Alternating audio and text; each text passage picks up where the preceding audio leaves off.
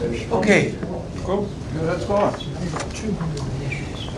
Now that we have a class of models, I would like to start addressing the question about the emergent behavior. So I have to talk about the limit as t tends to infinity.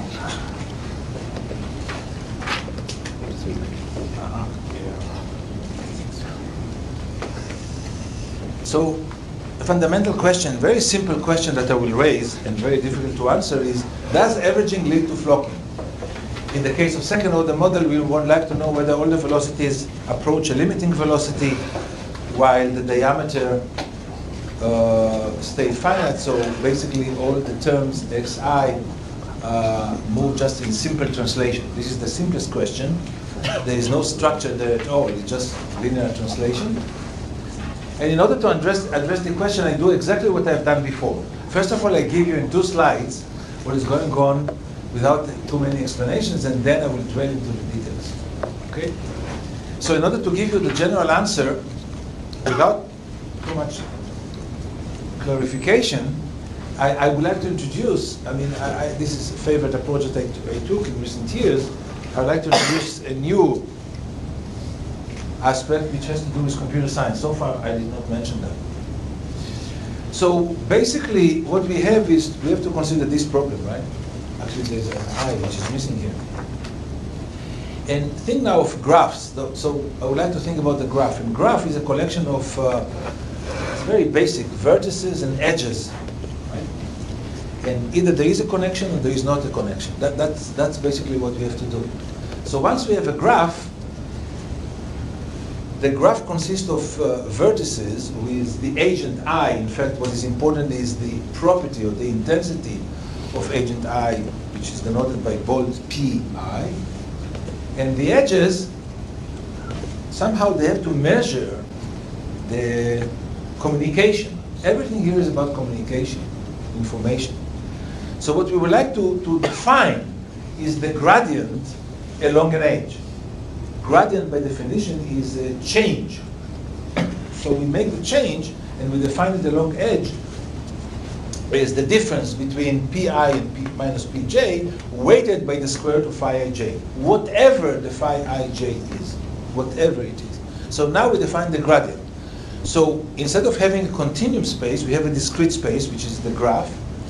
And then the only operation that we need is the gradient. So what is the gradient? Gradient takes information from 2 vertices and create information along an edge. Now if we have a gradient, then by duality, we can talk about the divergence. And the divergence does just the other way around. It takes information from edges and creates information in a vertex. And the dual of the gradient is the divergence, which is phi dependent.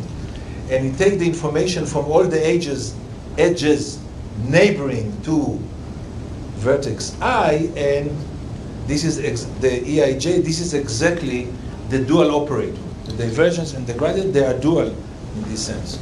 Now if you have a gradient and a divergence, I assume that many of you have not seen it, but it's beautiful because when you come to think about it, everything we know in calculus follows from some basic structure without knowing anything, right? Just the duality, the notion of a gradient. You have a gradient and divergence, you take the divergence of the gradient and you get the Laplacian. And the Laplacian turns out to be, when you make this composition, the sum of the j, phi ij, pi minus pj. But this is the Laplacian. And this is exactly what we have on the right-hand side. Okay. So in fact, our equation, our model here is nothing but minus the Laplacian. You notice that the Laplacian is pi minus pj. And we need the pj minus pi, so this is minus the Laplacian. So before you shout, just tell you that in computer science, the discrete Laplacian, that's how it's called, is always positive. And in mathematics, it's negative. So we have to put the sign minus before that. And essentially, from a matrix point of view, it says the following. We have a matrix A. Essentially, it's a matrix, phi ij. The degree which sum the phi ij over all the j's. So this is a diagonal matrix. This is the original matrix. You take this diagonal minus the matrix. This is called the adjacency matrix. So this is the adjacency matrix, and this is the Laplacian. So basically, you give me a matrix, I sum all the terms in every row, and I put this sum with a minus sign on the diagonal, I get the Laplacian. And the canonical example, I did not write it here, but the canonical example that you have to see in front of you is exactly the discrete Laplacian when you get -1 in north, south, east, and west, and 4 in the middle. This is the discrete Laplacian that you encounter when you discretize the Laplacian u equals something. Right? You get this stencil of 1 or -1 in 4 directions, and then 4 in the middle, and that's exactly what you have there. This is the Laplacian. So what really matters is that in every row, you sum up, and you get the sum of the terms, and this is our model, in general. So in fact, our model is nothing but the heat equation.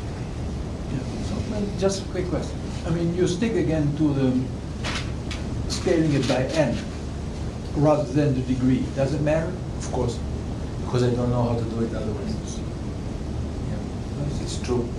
In fact, if I will not stick to n, but as you ask, I will put now ni, now I have to put the ni inside, now the matrix will not be symmetric, and now I do not know what to do. Absolutely true. I do not know what to do. So unless you settle on a fixed number of neighbors in your graph. Which is exactly, everything does not work. So in fact, I will mention later on about that in a second, because I just do it compressed, and then I come to the details and tell you where the hidden tricks are. So in fact, we want to study the large time behavior of the heat equation. The large time behavior of the heat equation is very simple, right? Ut Laplacian u, this is essentially Pt equals Laplacian u. That's the way I think about it. The first thing that what you do in Ut equals Laplacian u is, I can write here, it's good. Right, Ut equals Laplacian u is you multiply by u, you integrate by parts, and you hope for the best. Of course, this is not exactly the Laplacian, it's the divergence of something times the gradient of u. It's slightly more complicated, but essentially what we do, we integrate by parts. So we do an L2 approach. An L2 approach means that we have to talk about symmetric operators, and this is exactly the connection. Once the operators are not symmetric, we are out of luck. But so, excuse me, Eitan, so these phi ij, they depend actually on xi, xj that change also with time, so this is not really a linear equation. I mean, of course. So in fact, as Albert asked, as you asked, to be precise, what happens here, we do not solve this, we solve ut equals the div of phi, the grad of u. Remember that there is still a minus because this is okay. But now the phi itself depends on the x, right? But the x depends on the configuration. So this is something that is not written here. What is the configuration? It's a discrete configuration. So it changes in time. So in fact, if you want to think of the continuum, this depends on the manifold. You solve it on a manifold, and the manifold changes with time. And how does it change in time? It changes in time depend on you. Yeah. So actually, in a very subtle way, this x depends on the solution, which we'll see in a second. In a very subtle way. So it's a highly nonlinear. And that's the reason I mentioned at the beginning that the model of the opinion dynamics of Hesselman is highly nonlinear. And the question is, what can we say about nonlinear problem of that type? You can still multiply by u here. If you multiply by u, here I'm doing it right now. So this is the Laplacian, whatever it is, depending on phi, I'm completely ignorant. I take the inner product with p, so this is it's discrete inner product, and I'm asking myself whether this inner product is bounded from below by the sum of the difference of the squares up to a constant. I'm sorry, this should be eta. So the question is whether or not this discrete inner product is bounded from below by this sum L2 squares. This is a question mark. This is the question. And this is will be the analog that when you multiply here by u with the phi, you ask yourself whether or not, if I multiply by phi, you ask yourself whether the integral of u times the divergence, the phi of the grad u, is bounded from, well, with a minus, bounded from below by a constant eta times the square of the gradient. Depending on the domain, it has many different aspects. You realize that this is a very concrete example to an inequality which collectively I will call Poincare inequality. Wait a minute, Eitan. Since you have the minus sign on the right-hand side in your equation, in front of the Laplacian, so this is... so there is always a problem I here. mean, this is not a dissipative problem? No. There's always a problem here about the sign. So there's always a problem about the sign, because what happens here is, what is written here is minus the Laplacian. So in my terminology, it's minus the Laplacian, not the Laplacian, minus the Laplacian. You multiply, so minus the Laplacian, so you want minus this to be less equal than minus that. And that's what will make it tick.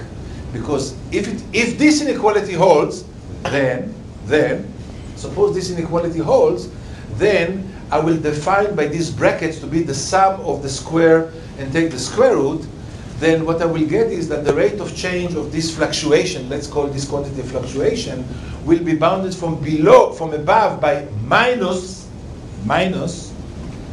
here's the lambda, here's the n, here's the eta, this should be eta that it pull outside, and this is the fluctuation.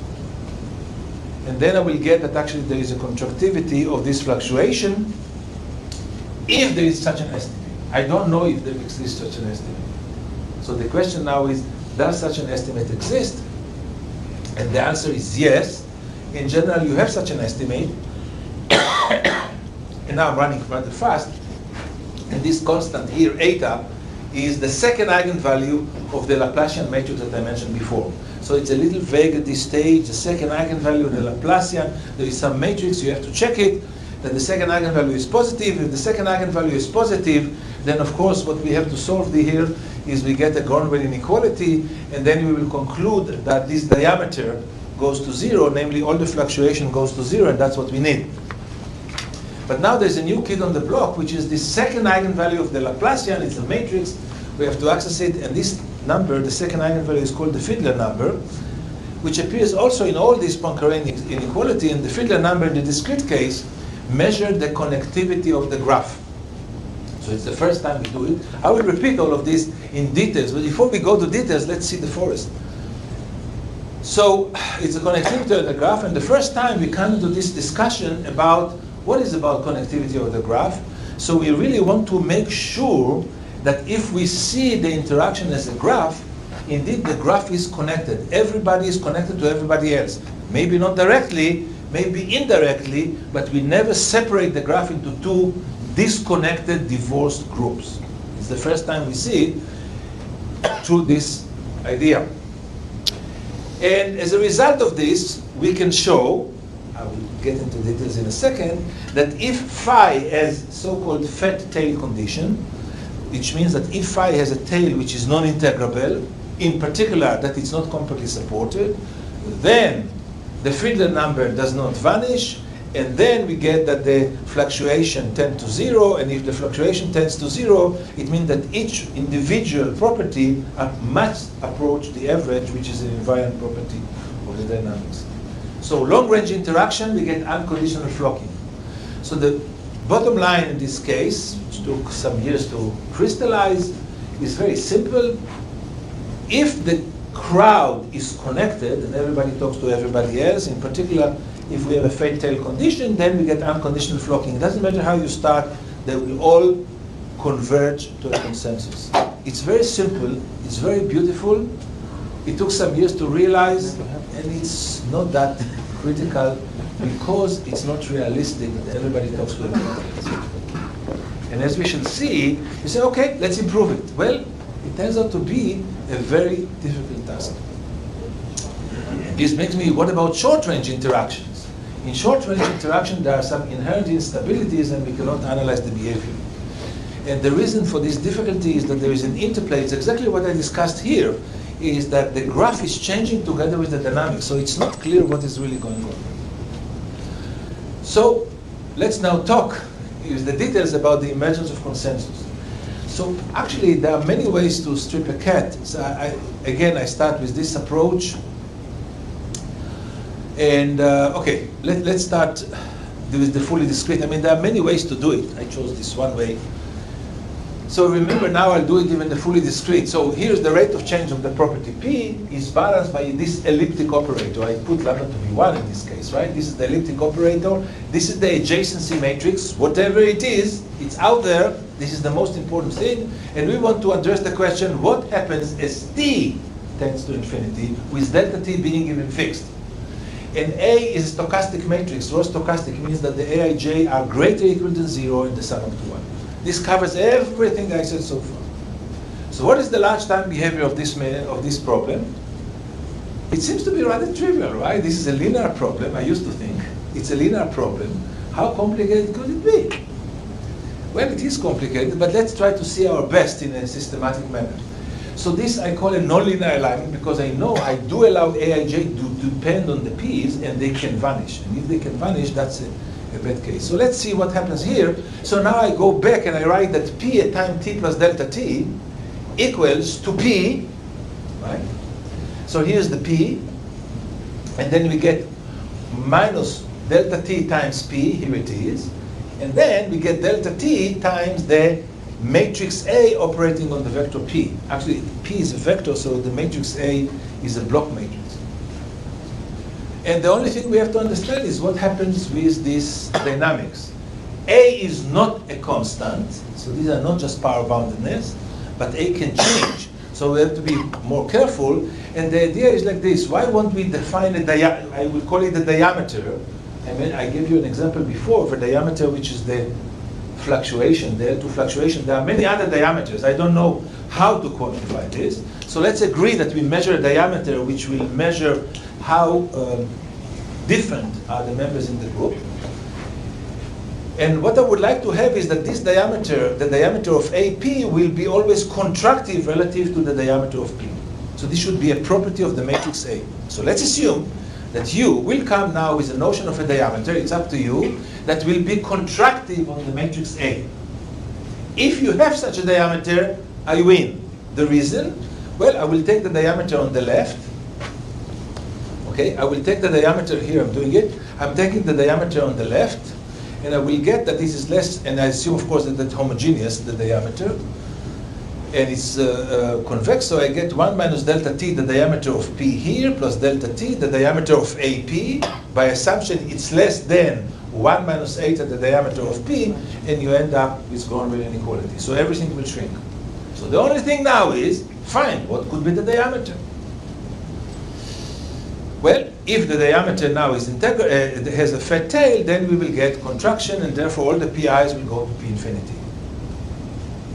The difficulty is that you cannot find easily such a diameter. The reason is, since A is stochastic, for example, if you take the vectors consisting of 1s, then A times the vector 1 equals to 1. It's essentially a steady state. So you cannot contract 1. So somehow you have to contract in a normal space to the vector of 1s.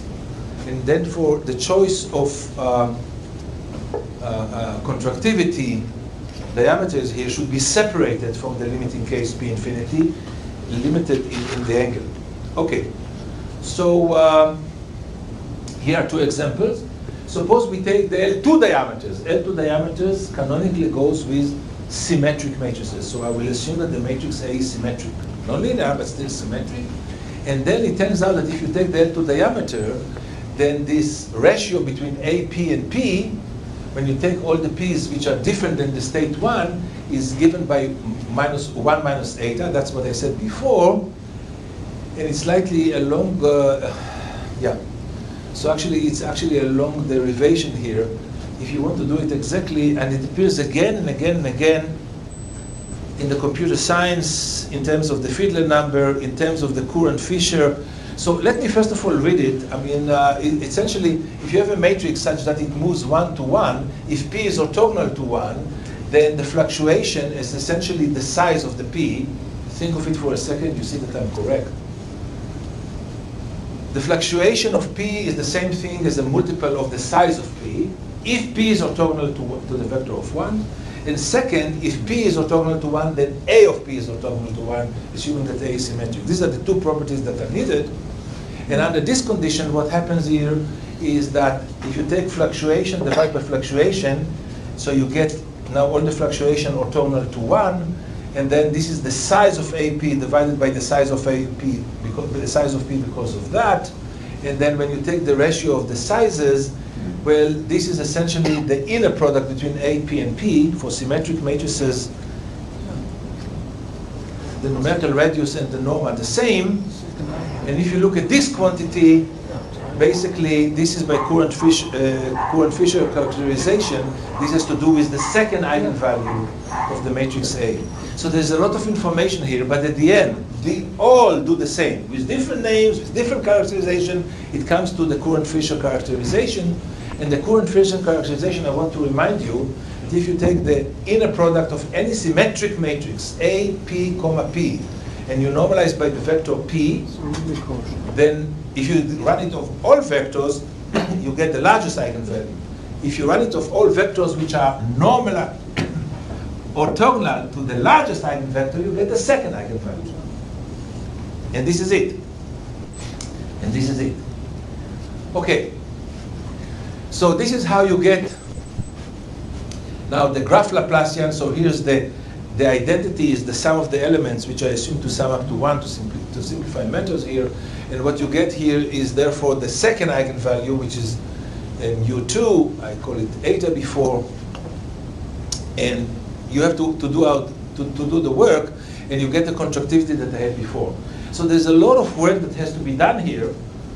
But Eitan, by what you said before, this is an unrealistic model because you do not have everything.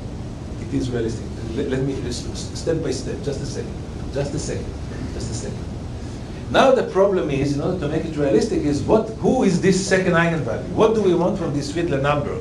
And why Fiedler has a name for that in 1953? Why is it so important? Because he identified some essential property about this second eigenvalue. So we have to know something about the second eigenvalue of this discrete Laplacian, which is we cannot approach.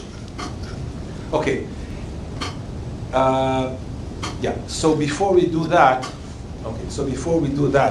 let me, since Wolfgang asked me. Okay. So what about the second eigenvalue? So forget about everything I said. Here's what we are doing here. Now we are looking at pi dot equals the sum. Let's take here aij. Let's assume that it's symmetric. It's phi ij, and then we take pj minus pi. And there is a factor here, normalized by n or not normalized by n. This is not the issue. So all the normalization will be absorbed into this normalized sigma. Okay? So let's analyze this. It's very simple. We multiply by pi. We take the inner product of this by pi, and we sum over all the pi's, and let's see what happens. That's exactly everything I said before. So when we multiply pi dot by pi, what we get is 1/2 d dt of the sum of pi squared. Right. What we get on the right-hand side is the sum, now it's a double sum, of aij, pj minus pi. We take the inner product with pi. And now we notice, since aij is symmetric, that what we have on the right-hand side is exactly 1/2 minus the sum of aij, pj minus pi squared. How do I know that? Look at this quantity and just change the indices between I and j. Just this term. If I change here I and j, nothing happens because I assume that the aij is symmetric. Here I get the pi minus pj, and here I get the pj. So this means that what is written here and there is the same. So I can take these two and take their average. It's the same term. When you take the average between this term and that term, you get exactly minus 1/2 pj minus pi squared. So what is the statement? You get on the left-hand side the fluctuation, essentially. Here the fluctuation. We get on the right-hand side the rate of change of pi squared. But I already told you that this is the same thing as the rate of change of pi minus pj squared.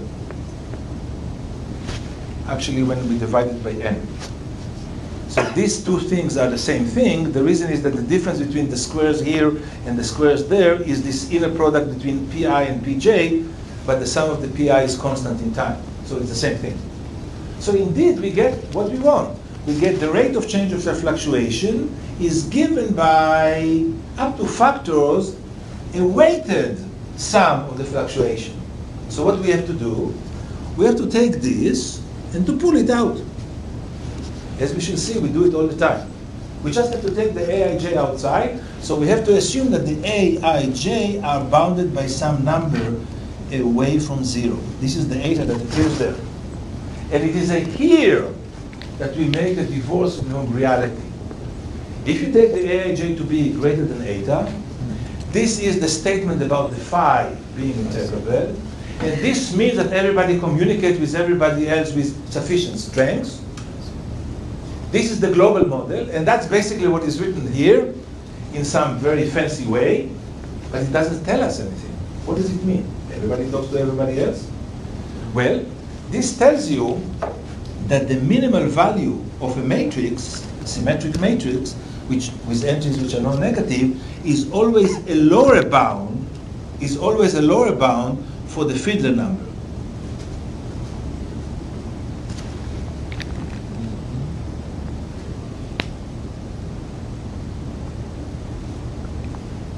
Or the other way around.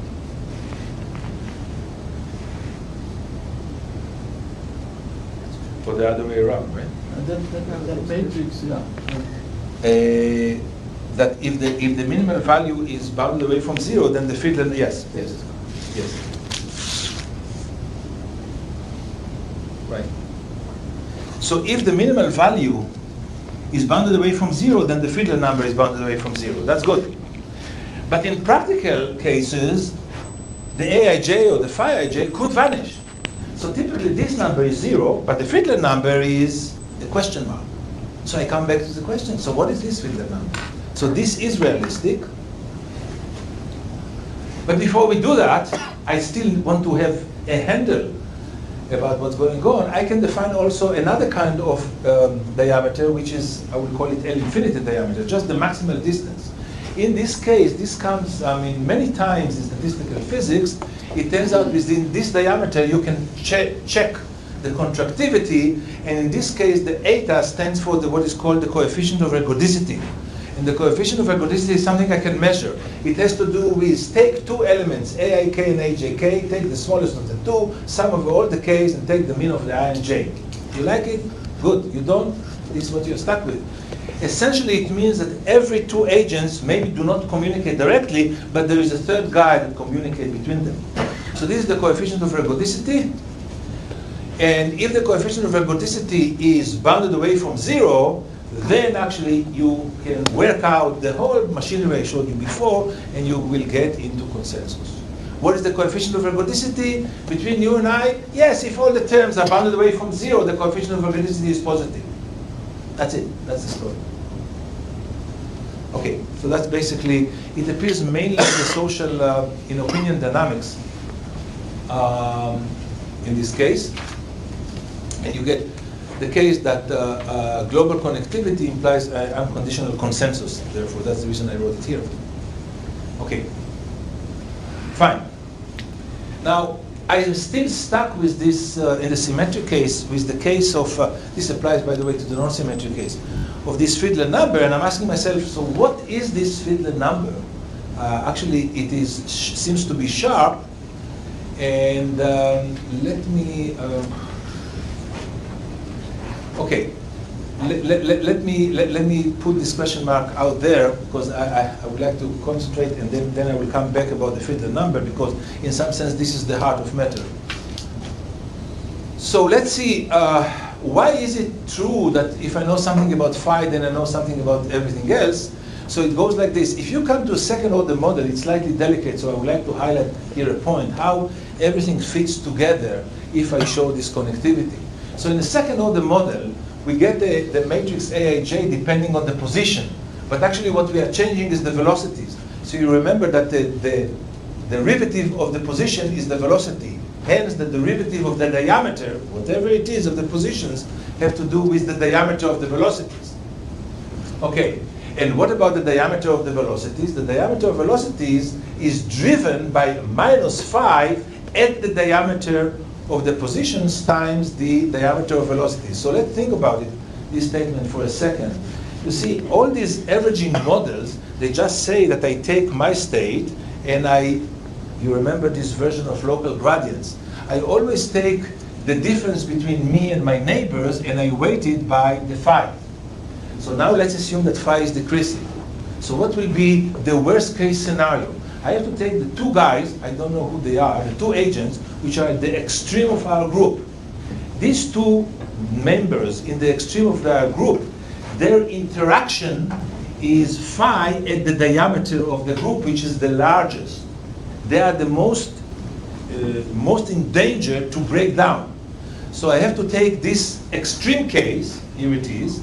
This is the interaction which is the weakest. And we are told that the rate of change now of the diameter of the velocities has to do with the diameter of their velocities at the extreme boundary. And they can break down. However, we can see that the distance is increasing even though the diameter of the velocities is decreasing. So what is the balance between the two things? And the balance is by introducing this Lyapunov functional, what was introduced by Han and Liu, and somehow we don't see here the names of them. So Han and Liu introduced this Lyapunov functional, and it turns out that we have one estimate and another estimate. This Lyapunov functional is decreasing. It's a nice observation, and this covers the whole story. So this decreasing Lyapunov functional implies that the diameter of the group stays bounded. So in the second order model, even though the diameter may grow, it has to stop at a finite time. And once the diameter stays bounded, you are assured that nothing will break down, everybody will talk to everybody else, so here's the diameter stays bounded, and hence the diameter of the velocities decrease at exponential rate. So that's the reason that everything is driven so elegantly in this case, as long as you get global communication, which is needed in order to assure that this term will be basically integrable from the Gornwell inequality. Example, this goes back to Cooper and Smale. When you get this kind of algebraic decay, only beta less than 1/2 guarantees global flocking. So if you take anything which has a thinner tail, we do not know. So every time someone will come, for example, with a Gaussian, if you know to tell me something about the Gaussian, the lifetime behavior, because you say, okay, so this is your proof, I will come with another proof. So it took a long time until there was a realization that this kind of approach is, I cannot say sharp, but is on the edge. It's critical, it's borderline. And the borderline is that this fat tail condition over there is really required, and something completely different is needed when we are not in the fat tail condition. Completely different. If it's compactly supported or thin tail, we need something completely different, and so it's not just it's required not for the phenomenon, for the argument. For the argument, yes, for the argument. Not for the phenomenon. Well, so what is it about the phenomena? By the way, so the same thing about the first order model. Let me skip that. It's the same story in the first order model. It's even simpler. You simply get this kind of Gornwell inequality, and you can see that the only thing that is needed is to control the diameter, because if you have these robots, you just want to make sure that essentially they do not run away from each other. And you know that this ODE does not run from each other. There is something called the Osgood condition, which is given over there. And then if you satisfy this kind of condition, then there is a finite time collision. That's what I mentioned before. So again, I do not get into all the details, but the key word here is Osgood condition. Okay. So for example, if you have a singular kernel with beta less than 1, there is a finite time flocking. You don't have to wait a long, infinite amount of time for exponential decay. Okay. So we go back to what I owe Wolfgang. What about this more realistic model? So this is the Fiedler number. What is this Fiedler number? What does it measure? Given a graph, what does it measure? So what it dictates is the algebraic connectivity of a graph. So given a graph, this is the adjacency matrix, the Aij or phi ij, which I think about the phi ij measuring whether or not there is connection between vertex I and vertex j, because phi ij could be 0. So in the typical literature, the phi ij are just zeros and ones, and here we have some different intensities. So these are called weighted graph. Here's our vertices, here are the edges. These are the connectors, which have come to do from our dynamics.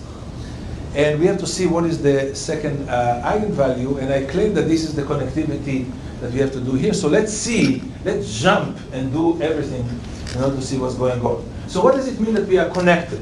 So we take any two agents, pi and pj, maybe phi ij, this pair is 0. But let's assume that there is a path, denoted by lambda, and path is a sequence of consecutive indices, such that what we start, let's say, with k0, we end with kr, it's a finite path of length r, and what is especially true about this path is that the phi kl plus 1, two adjacent members, they communicate. Everything here is about communication and propagation of information, everything.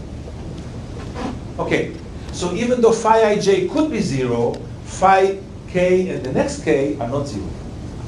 If this is the case, we say that the graph is connected. And if the graph is connected, well, by now we know that we have to estimate the pi minus pj squared. Now we know that the pi minus pj squared, we cannot estimate it in terms of the phi ij because phi ij vanishes. However, we can estimate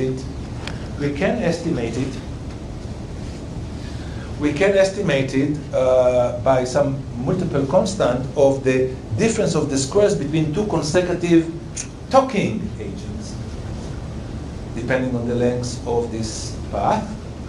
Because the pi minus pj, we can write it as a telescoping sum.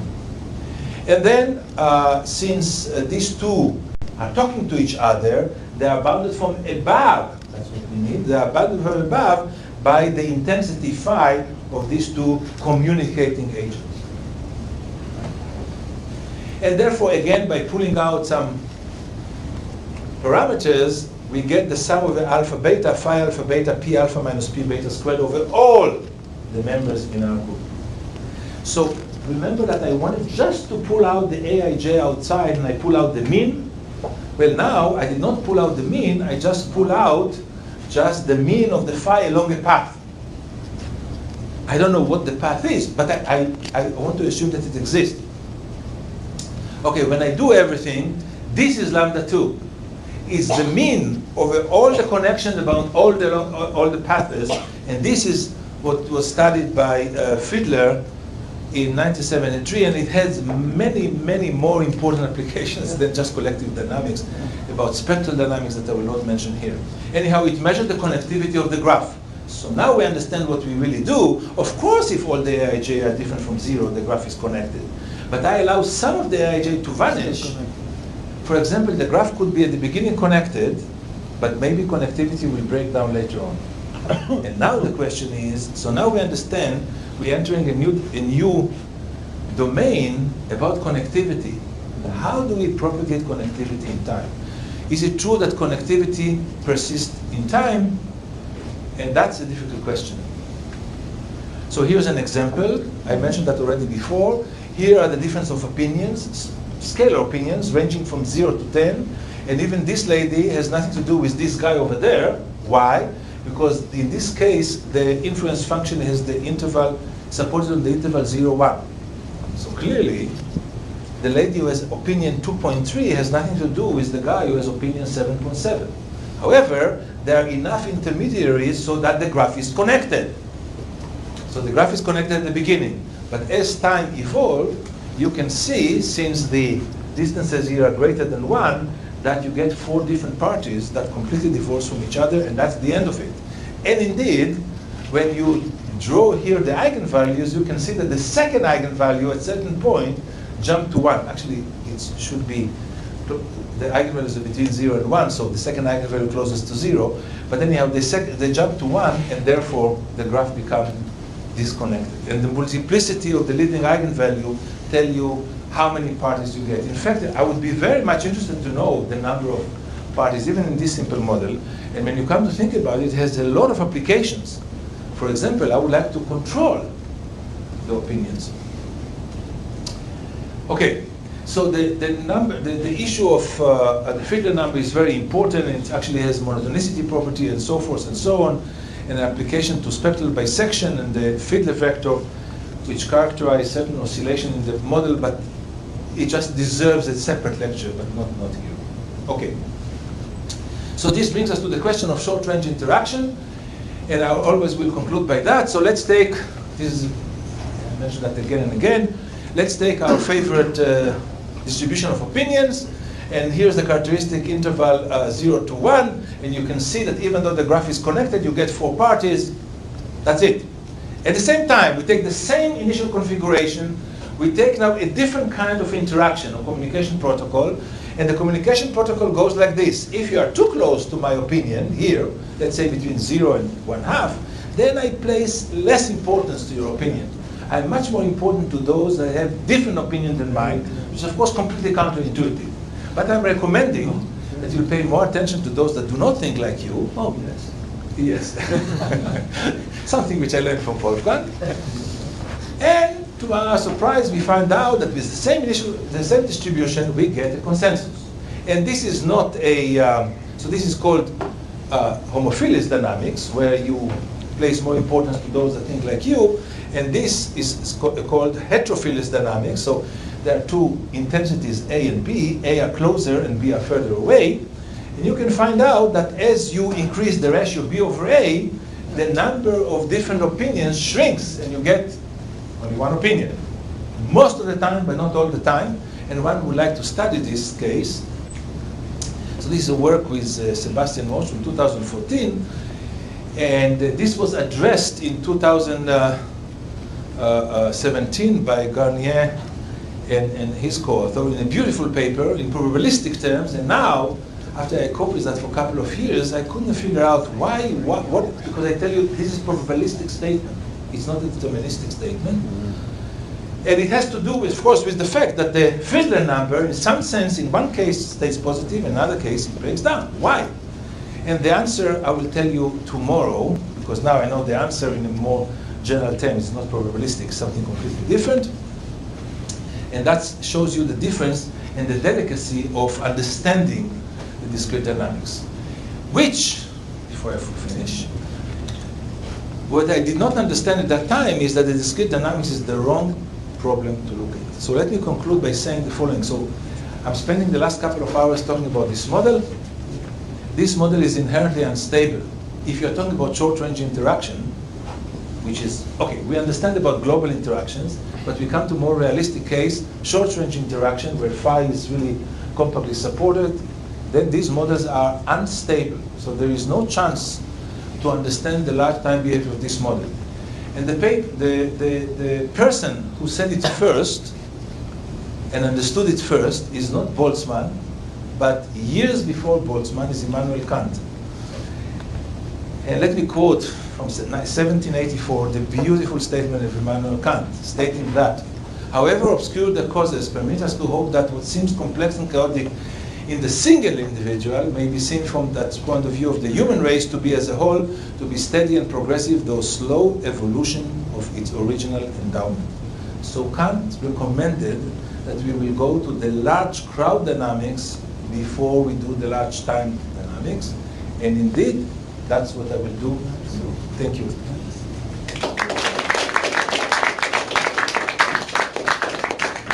Thank you very much, Eitan.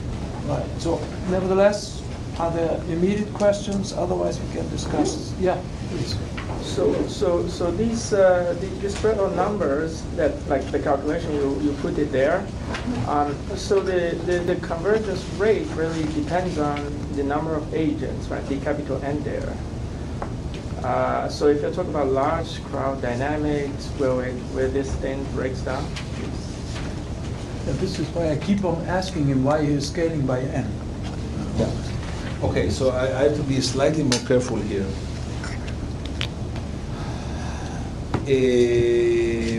So actually it goes like this. The second eigenvalue has to do with 1 over n times the minimal value of the term. To be precise, the scaling. So the scaling, okay, so there is 1 over n, the fluctuation here, there's the fluctuation there without 1 over n, and then the second eigenvalue is scaled like 1 over n, the minimal term. And therefore the 1 over n cancels, and the... Okay, so how do I scale the second eigenvalue? It's the second, just a second. That's a good question, Chan. I mean, because now I'm caught up. Okay, let's forget just a second. Let's forget, you get 1 over n, you pull it out, so you get the mean of ij, so you get the mean. So I have to, okay, so I have to take into account n times the mean of aij. So what you get the exponential is n times the mean of aij. Now what is the aij, right? You get n times aij, but what is the aij? So in the canonical case, it's 1 over n times phi over phi j. So the n cancels the n, and you get the mean of the mean of the interaction. I'm talking about the global case, so it's independent of n. You just get the mean of the interaction. So the point is that they go through a very long way in order to share the global approach. But at the end of the day, what you get is this. If you get here the interaction, you put here 1 over n, you get here lambda. Phi ij means the interaction kernel. So the fluctuation will decay like e to the minus lambda times the mean of phi of xi minus xj. And of course, this mean will have a finite term depending on the maximal expansion of the group. And it's independent of n, period. But Eitan, I have trouble with this scaling over n. In particular, when you go to large, to many, like the number of agents tend to infinity. It's independent of n, because then I do it also. I do the same calculation also on the PDE level, but it's independent of n. So I mean, I could have taken the shortcut, which I did not want to do because I wanted actually to touch upon all these things. And basically, if you put the n outside, you put the phi ij inside, you multiply by pi, you do the summation by parts, you use everything, you will get a Gronville inequality which is independent of n. That I It will depend only on the minimal interaction, period. Yeah, I agree. It depends on the minimal interaction. This means you are scaling your phi ij in a proper way. Correct. So You- that you they scale it by contribute 1 over to n. your neighborhood in the same way, independent Yes, of the number yes, of them. yes. That's yes. what I thought. Yes, I agree. So this, if there is one lesson that we learned so far, that as long as there is a global interaction, and it's all one crowd interacting with everybody else, then it's okay. When you have local crowds, it's a real issue. It's not something that, you'll be smarter than I am. I mean, there's a real issue. You have to come up with completely new theory. And this was exactly the case in 2017. So in 2016, I think I gave a series of lectures in Paris. I go to Albert. And at that time, it was not, I wanted to understand what happens with short-range interaction. And in fact, all this is all material, but introductory material to the new material, which is from 2017. And now we really understand what's going on with short-range interaction. So there are two important things, short-range interactions and external potential. I started with anticipation. Anticipation tells you that there is interaction, alignment, and then there's external potential, which I completely ignore. And we finally everything started with this model of Hooker and Smell that was introduced in 2007. But now at least I shift my center of attention to short-range interaction and external potential. Okay, very good. Then let's go to